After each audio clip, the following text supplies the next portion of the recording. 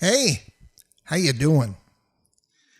Tonight's discussion or lesson, whatever you want to call it, came out of me doing my last cover piece.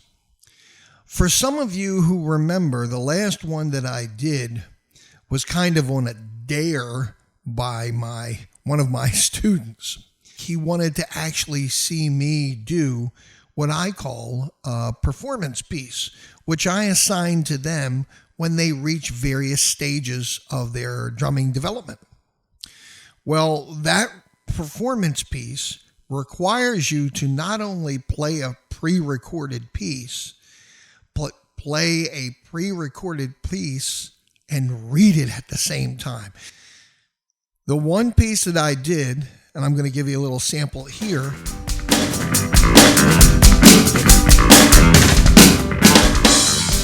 is Roundabout from Yes.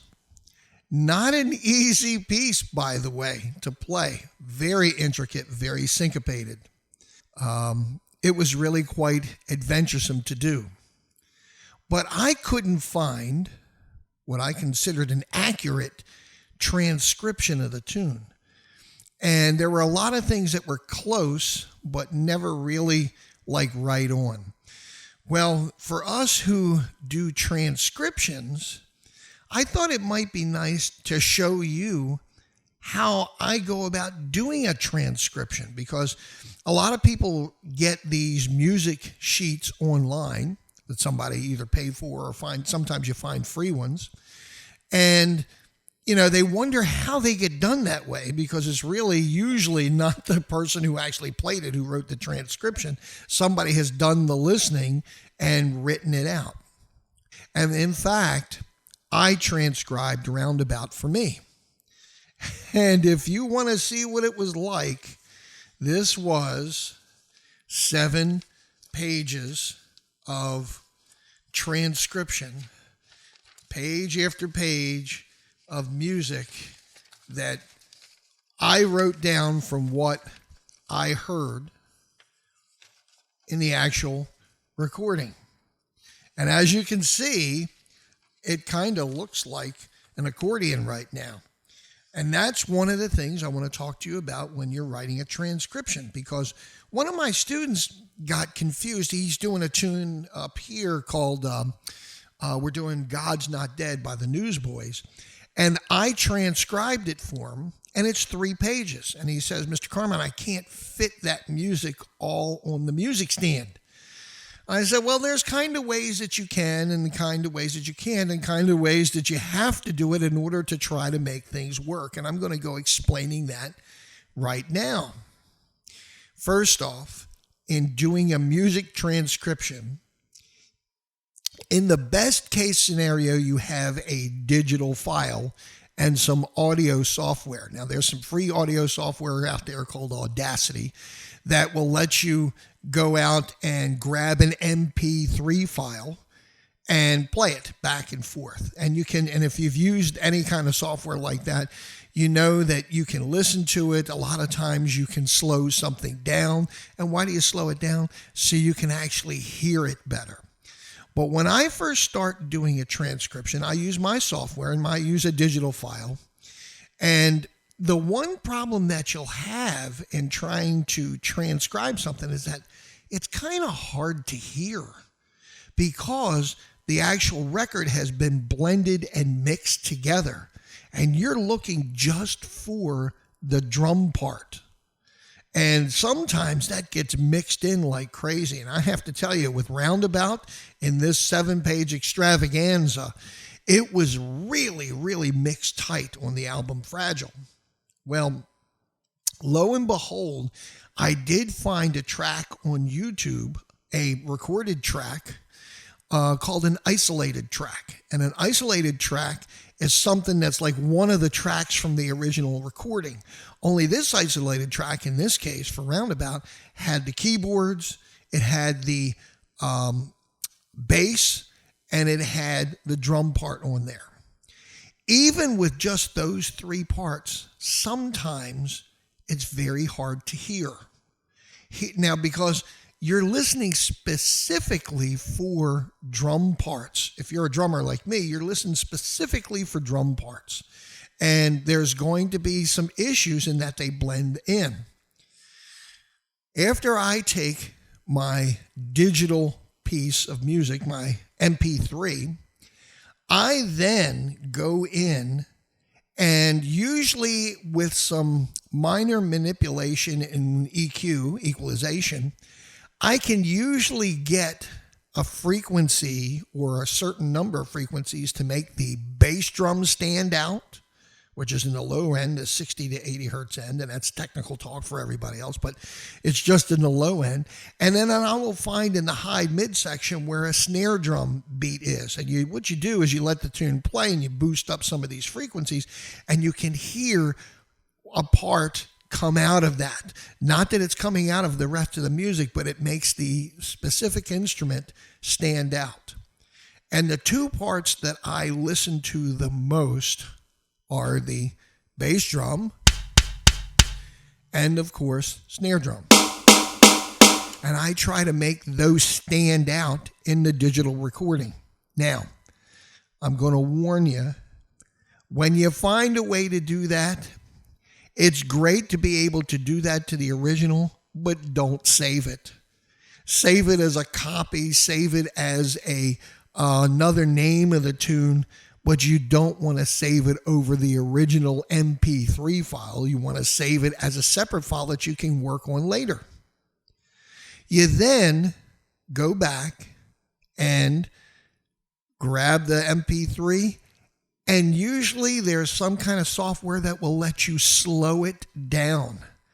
And the reason why I say slow it down is because some of these things go by pretty fast, and you got to remember you're trying to be as accurate as you can at what you hear.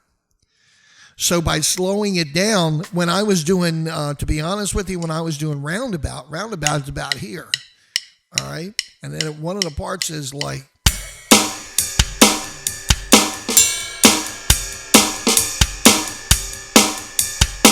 if you notice, I'm doing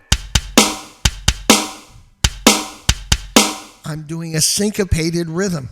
I only got to hear that by listening to it very slow and finding out it's like 1 and 2 rather than 1 and 2.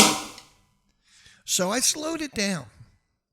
Next, I've got my pitches all assigned. I'm going to be listening to snare drum and bass drum, and I'm going to be listening for little either measures or sections of a measure and doing a lot of counting in my head for what I hear. Now, it really is difficult on some tunes like Roundabout because there were lots of multiple meters going on, but you do the best you can to what you hear and see if you can organize this. And this is why I'm saying that this video is really for the more advanced student, because first off, you have to be able to read music. And second, you have to be able to figure out the timing of some of these things. And usually when you get in your advanced stages or high level, medium type stages, you can start doing these things.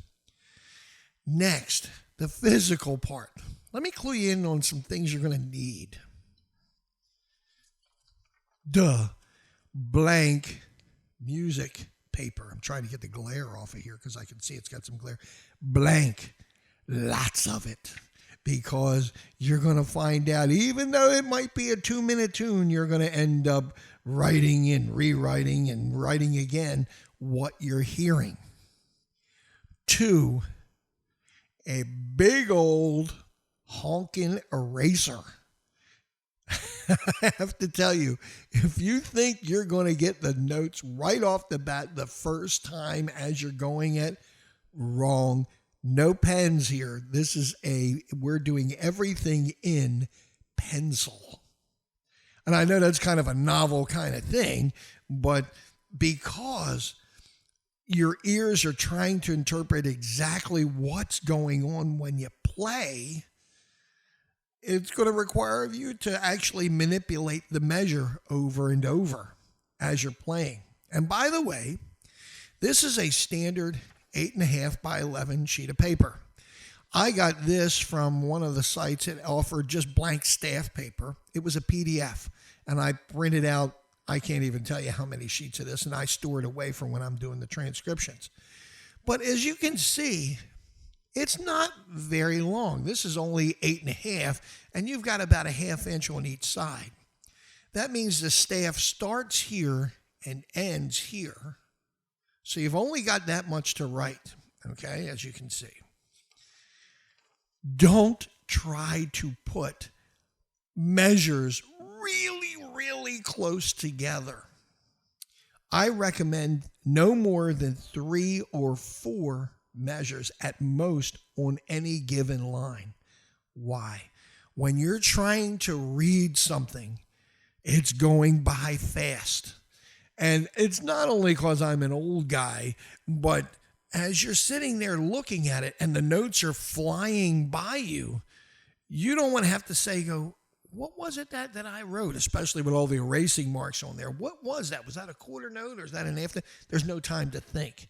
You've got to sit down there and write legibly. That's why if you've ever read a children's book, they're written in 12-point fonts because it's spaced out a little bit and the lines are spaced out. Give your eyes a chance to see the music because you got to remember, and this is something that not a lot of people realize, you're reading your own handwriting. It's different when you're reading the printed note in a book. You make eighth notes a little bit different looking. You made whole notes and half notes a little bit different looking. When they're printed in the book, they are perfectly spaced. They're perfectly aligned. You're not going to get that perfection in doing a transcript, not unless you've been transcribing for an awfully long time. So space your measures out. And there's also a few things that I want to recommend about the transcription. One, everything won't fit on one sheet. If you think it will, think again. It won't. One of my students said, well, what do you do when it fits on more than one sheet?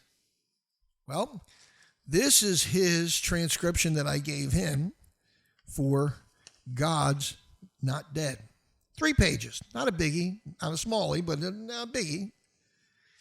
Notice they're taped together. I usually end up, if I'm really wanting to secure a transcription, I'll tape the front and back. And you tape them kind of like from the end, like as if it's in one long ribbon. But moreover, when you sit down and do this, the way you fold it is kind of like what we call in the printing business an accordion fold. An accordion fold folds just like an accordion. And it folds out. It could actually be interpreted like a book. So when you're folding it, you're trying to be as easy as possible because I will tell you this. I ran into one problem on a roundabout, being that it was 7 pages long. That definitely is not going to fit on one music stand. But if you notice, the pages that I have, here's 2, and I've accordion folded it as if it was a book. Here's the next 2, just folding it over, and here's the next 2, and actually, I think I had the third one stick out from the rest, and you can see it. If you view my video, you'll see it on the music stand all kind of spread out, and I actually had to make 2 page turns in there. The bottom page was set up like this, and then I just moved it like a book for all the other ones. Well, what happens there? I was asked, well, what happens when you get to a place where you've got to turn the page and you still have, you're still playing? One of the things that I try to do, there's 2 things. One, try to write in, if I can, if the part permits, a bunch of rests right at the fold so that I give myself some time to make the fold, to make the page turn. Or you learn how to play with one hand and one foot the parts you need while you're turning. And you saw me do that in the video as well. Didn't do it well once. I had to move it back. But you find a section that will let you play with one hand and turn with the other. Or there's also something that I don't recommend. You find a section towards the bottom and you've kind of memorized that little section, because once you hit that section, you can then turn the page while you're playing, because you're actually playing the part that's in your head, playing it on the drums. And once you've made the page turn, boom, you're ready to go. So drum transcriptions can be arduous. They can be easy. Pick out your main parts first, your bass drum and snare drum, and then add the candy with the crash cymbals and the ride cymbals and the hi-hats after that. And you'll come out a winner. So from me to you, thank you, and I'll see you next time.